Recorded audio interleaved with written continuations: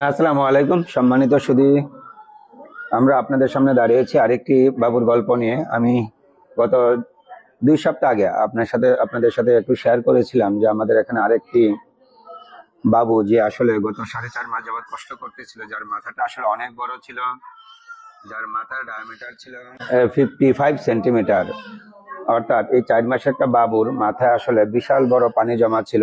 পানি জমার অর্থাৎ হাইড্রোকেফালাস। আপনাদের সাথে কথা দিয়েছিলাম যে অসহায় বাবুটাকে ডাক্তার মুজিব নিবন ফাউন্ডেশন তার অপারেশনের ব্যবস্থা নেবে। আলহামদুলিল্লাহ, আপনাদের দোয়ার বরকতে গত 4 দিন আগে এই বাবুটার অপারেশন আমরা করাইতে পেরেছি। আলহামদুলিল্লাহ, আপনারা এখন দেখছেন ওর মাথার পানি কমে গেছে, ও এখন তাকাচ্ছে, ও এখন হাসতে পারে, ও এখন রেসপন্স করে।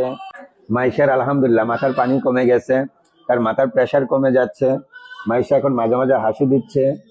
মাইশার জন্য আমরা সবাই দোয়া করি, মাইশা যেন ইনশাআল্লাহ ভালো হয়ে ঠিক আমাদের হুমারের মতো যেন মায়ের কোলে ফিরে যেতে পারে। বাবা, এ বাবা, হুম, হ্যাঁ আম্মু, আম্মু, বাবা, তুমি খুব ভালো হয়ে যাবে মা, তুমি খুব ভালো হয়ে যাবে ইনশাল্লাহ। হ্যাঁ।